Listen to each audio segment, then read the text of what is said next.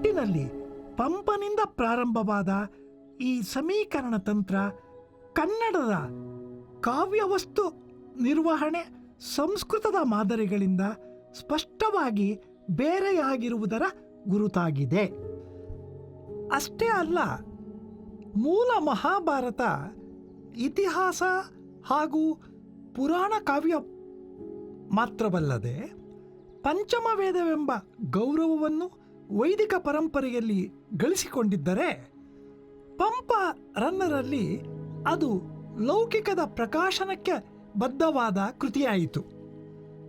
ವಿಕ್ರಮಾರ್ಜುನ ವಿಜಯವನ್ನು ಬರೆಯುವಲ್ಲಿ ಬೆಳಗುವೆನ್ ಇಲ್ಲಿ ಲೌಕಿಕಮನ್ ಅಲ್ಲಿ ಜಿನಾಗಮಮನ್ ಎಂದು ಪಂಪನು ಹೇಳಿದ ಮಾತು ನಮ್ಮ ವಿಮರ್ಶಕರನ್ನು ದಾರಿ ತಪ್ಪಿಸಿದೆ ಎಂದು ನಾನು ತಿಳಿದಿದ್ದೇನೆ. ಹೀಗೆ ದಾರಿ ತಪ್ಪಿದ್ದರ ಪರಿಣಾಮವೆಂದರೆ ವಿಕ್ರಮಾರ್ಜುನ ವಿಜಯ ಲೌಕಿಕ ಕಾವ್ಯ, ಆದಿಪುರಾಣ ಧಾರ್ಮಿಕ ಕಾವ್ಯ ಎಂಬ ಗ್ರಹಿಕೆ. ಈ ಗ್ರಹಿಕೆಯಲ್ಲಿ ಎರಡನೆಯದು ನಿಜವಾದಷ್ಟು ಮೊದಲನೆಯದು ನಿಜವಲ್ಲ. ಪಂಪನು ಬೆಳಗುವೆನ್ ಇಲ್ಲಿ ಲೌಕಿಕ ಮನ್ ಎಂದು ಹೇಳಿದ್ದರ ಅರ್ಥ ಲೌಕಿಕವನ್ನು ಅಂದರೆ ತನ್ನ ಕಾಲದ ಲೋಕಜೀವನವನ್ನು, ತನಗೂ ರಾಜನಿಗೂ ಇರುವ ಸ್ನೇಹಾನುಬಂಧಗಳನ್ನು, ತನ್ನ ಕಾಲದ ರಾಜಕೀಯ ಸಂಘರ್ಷಗಳನ್ನು, ಒಟ್ಟಿನಲ್ಲಿ ತನ್ನ ಸಮಕಾಲೀನತೆಯನ್ನು ಮಹಾಭಾರತದ ಕಥಾಭಿತ್ತಿಯ ಮೇಲೆ ಚಿತ್ರಿಸುತ್ತೇನೆ ಅನ್ನುವುದಾಗಿದೆಯೇ ಹೊರತು ತನ್ನ ಕೃತಿಯನ್ನು ಕೇವಲ ಲೌಕಿಕ ಕಾವ್ಯ ಎಂದು ಹೇಳಿಕೊಂಡಂತಾಗುವುದಿಲ್ಲ.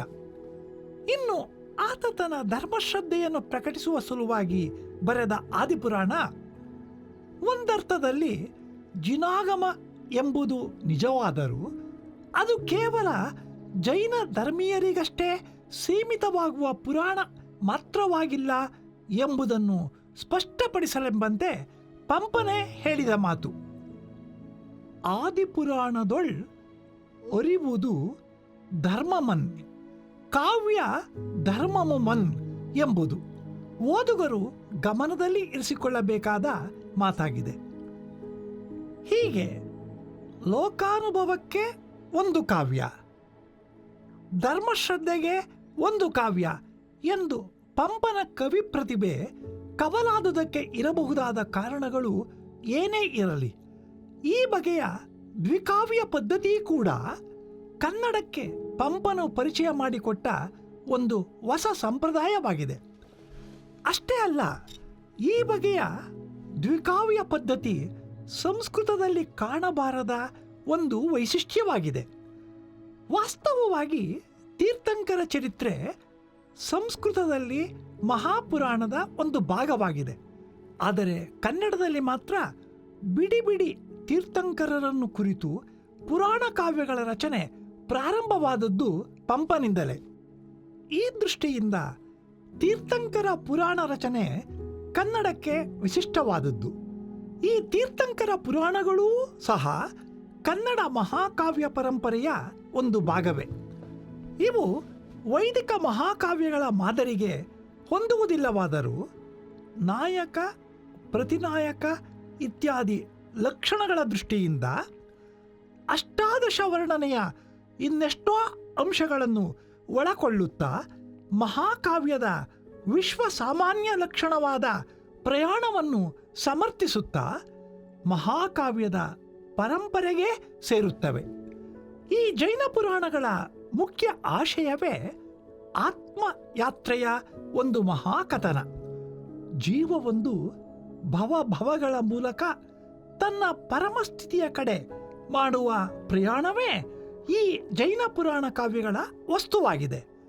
ಈ ದೃಷ್ಟಿಯಿಂದ ನೋಡುವುದಾದರೆ ಕನ್ನಡದಲ್ಲಿ ವೈದಿಕ ಸಾಹಿತ್ಯದ ವಸ್ತುಗಳನ್ನು ಆಧರಿಸಿ ರಚಿತವಾದ ಮಹಾಕಾವ್ಯಗಳ ಜೊತೆಗೆ ಈ ಅವೈದಿಕ ಧರ್ಮಗಳಾದ ಜೈನ ಹಾಗೂ ವೀರಶೈವ ಧರ್ಮಗಳವರ ಪುರಾಣ ಕಾವ್ಯಗಳು ತೀರ್ಥಂಕರರನ್ನು ಕುರಿತ ಕಾವ್ಯಗಳಂತೆಯೇ ಬಸವ ಪುರಾಣ, ಚೆನ್ನಬಸವ ಪುರಾಣ, ಸಿದ್ಧರಾಮ ಪುರಾಣ ಇತ್ಯಾದಿ ಕನ್ನಡ ಮಹಾಕಾವ್ಯ ಪರಂಪರೆಯೊಂದನ್ನು ರೂಪಿಸಿವೆ. ಹೀಗಾಗಿ ಪಂಪನಿಂದ ಪ್ರಾರಂಭವಾದ ಈ ಸಂಪ್ರದಾಯ ಮೊದಮೊದಲು ಲೌಕಿಕ, ಆಗಮಿಕ ಎಂದು ಪ್ರಾರಂಭವಾದದ್ದು ಪಂಪರನ್ನರಿಗಷ್ಟೇ ಸೀಮಿತವಾಗಿ, ಬಹುಶಃ ಈ ಬಗೆಯ ವಿಭಜನೆಯೇ ಕೃತಕ ಎನ್ನಿಸಿದ್ದರಿಂದಲೋ ಏನೋ ಸ್ವಲ್ಪ ಕಾಲದಲ್ಲಿ ಅದು ನಿಂತು ಹೋಗಿ ಕೇವಲ ದ್ವಿಕಾವ್ಯ ಪದ್ಧತಿ, ಅಂದರೆ ಎರಡೆರಡು ಕೃತಿಗಳನ್ನು ರಚಿಸುವ ಪದ್ಧತಿ ಮುಂದುವರಿದಂತೆ ತೋರುತ್ತದೆ. ನಾಗಚಂದ್ರ, ನೇಮಿಚಂದ್ರ, ಜನ್ನ ಇವರ ಕೃತಿಗಳೇ ಇದಕ್ಕೆ ನಿದರ್ಶನಗಳಾಗಿವೆ. ಈ ಕಾವ್ಯಗಳು ಮೂಲತಃ ಧಾರ್ಮಿಕವೇ ಆಗುತ್ತಾ ಕಾವ್ಯ ಗುಣಕ್ಕಿಂತ ಧಾರ್ಮಿಕತೆಯ ಕಡೆಗೆ ಹೆಚ್ಚು ಒತ್ತು ಬಿದ್ದುದನ್ನು ನೋಡಿದರೆ ಪಂಪನಿಂದ ಪ್ರಾರಂಭವಾದ ಲೌಕಿಕ ಆಗಮಿಕ ವಿಭಜನೆಯ ಕಾವ್ಯತಂತ್ರ ಪಂಪನ ನಂತರದ ಜೈನೇತರ ಕವಿಗಳಲ್ಲಿಯೂ ಮುಂದುವರಿದಿದ್ದರೆ ಬಹುಶಃ ಕನ್ನಡ ಸಾಹಿತ್ಯಕ್ಕೆ ಇನ್ನಷ್ಟು ವೈವಿಧ್ಯತೆ ಬರುತ್ತಿತ್ತೋ ಏನೋ ಎಂದು ಅನ್ನಿಸುವುದು ಸಹಜ. ಈ ಅನ್ನಿಸಿಕೆ ಒತ್ತಟಿಗಿರಲಿ. ಮುಂದೆ ಕನ್ನಡದಲ್ಲಿ ವೀರಶೈವರು ಪುರಾಣಗಳನ್ನು ಬರೆಯಲು ಹಿಂದಿನ ಜೈನ ಪುರಾಣ ಪದ್ಧತಿಯು ಪ್ರೇರಣೆಯನ್ನು ಒದಗಿಸಿರಬಹುದು. ಆದರೆ ಒಂದು ವ್ಯತ್ಯಾಸ, ಹರಿಹರನು ಪ್ರಾಚೀನರಾದ ಶಿವಶರಣರ ವಸ್ತುವನ್ನು ಬೇರೆಯ, ಅಂದರೆ ಕನ್ನಡೇತರ ಮೂಲಗಳಿಂದ ಎತ್ತಿಕೊಂಡು ರಗಳೆಗಳನ್ನು ಬರೆದದ್ದು ಮಾತ್ರವಲ್ಲದೆ ತನ್ನ ಸಮೀಪ ಕಾಲದವರಾದ ವಚನಕಾರರ ಜೀವನವನ್ನು ಪುರಾಣದ ಪರಂಪರೆಗೆ ಅಳವಡಿಸಿ ಈ ಶರಣರು ನೇರವಾಗಿ ಕೈಲಾಸದಿಂದ ಶಿವನ ಪ್ರೇರಣೆಯಿಂದಲೋ ಶಾಪದಿಂದಲೋ ಇಳಿದು ಬಂದವರೆಂಬ ಸಂಗತಿಯನ್ನು ತಾನೇ ಕಲ್ಪಿಸಿ ಬರೆದ ರೀತಿ ಪಂಪ, ರನ್ನ ಮೊದಲಾದವರು ತೀರ್ಥಂಕರ ಪುರಾಣವನ್ನು ಬರೆದ ರೀತಿಯಿಂದ ಭಿನ್ನವಾಗಿದೆ. ಏಕೆಂದರೆ ಪಂಪಾದಿಗಳಿಗೆ ಹರಿಹರನಂತೆ ಪುರಾಣಗಳನ್ನು ನಿರ್ಮಿಸುವ ಅಗತ್ಯವಿರಲಿಲ್ಲ. ಕಾರಣ ಪಂಪನೇ ಮೊದಲಾದ ಜೈನ ಕವಿಗಳು ಬರೆಯುವ ಹೊತ್ತಿಗೆ ತೀರ್ಥಂಕರ ಚರಿತೆ ಆಚಾರ್ಯರುಗಳಿಂದ ಆಗಲೇ ಪುರಾಣ ರೂಪದಲ್ಲಿ ಸಿದ್ಧವಾಗಿತ್ತು. ಅದಕ್ಕೆ ಕಾವ್ಯ ರೂಪದ ಅಭಿವ್ಯಕ್ತಿಯನ್ನು ನೀಡುವ ಕೆಲಸ ಅವರದಾಗಿತ್ತು.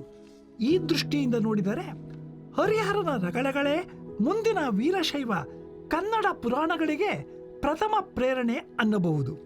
ಹರಿಹರನು ತನ್ನ ರಗಳೆಗಳ ಕಥಾನಾಯಕರ ಅವತರಣಕ್ಕೆ ಕಲ್ಪಿಸುವ ಕಾರಣಗಳನ್ನು ಮುಂದಿನ ವೀರಶೈವ ಕವಿಗಳು ನಿರ್ಲಕ್ಷಿಸಿದರು ಮತ್ತು ಶೂನ್ಯ ಸಂಪಾದನಾಕಾರರು ಇಂತು ಈ ಪರಶಿವಲಿಂಗವು ತನ್ನ ಲೀಲಾ ವಿನೋದಕ್ಕೆ ದೇವಭಕ್ತನೆಂಬ ಉಭಯ ನಾಮವ ಧರಿಸಿದ ಕ್ರಿಯಾಂಗವನ್ ಅರಿಯದೆ ಶಾಪದಿಂದ ಬಂದರೆಂದು ಸಂಕಲ್ಪಿಸಿ ನುಡಿಯುವವರಿಗೆ ನಾಯಕ ನರಕ ತಪ್ಪದು ಎಂದು ಕಟುವಾಗಿ ಟೀಕಿಸಿದರು.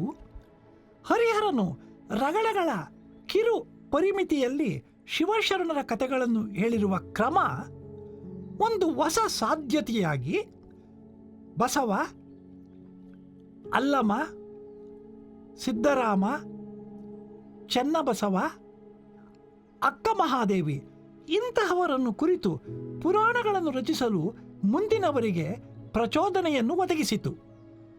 ವೀರಶೈವ ಮಹಾವ್ಯಕ್ತಿಗಳನ್ನು ಕುರಿತ ಪುರಾಣಗಳ ಜೊತೆಗೆ ಹಿಂದಿನ ಶಿವಪುರಾಣಗಳಿಂದಲೂ ಕಥಾವಸ್ತುವನ್ನು ಎತ್ತಿಕೊಂಡು ರಚಿತವಾದ ಶಬರ ಶಂಕರ ವಿಲಾಸ, ವೀರೇಶ ಚರಿತೆ, ಭಾವಚಿಂತಾರತ್ನ, ರಾಜಶೇಖರ ವಿಲಾಸ ಇಂತಹ ಕೃತಿಗಳನ್ನು ಕುರಿತ ಸಂಪ್ರದಾಯವೂ ಬೆಳೆದು ಬಂದಿದೆ.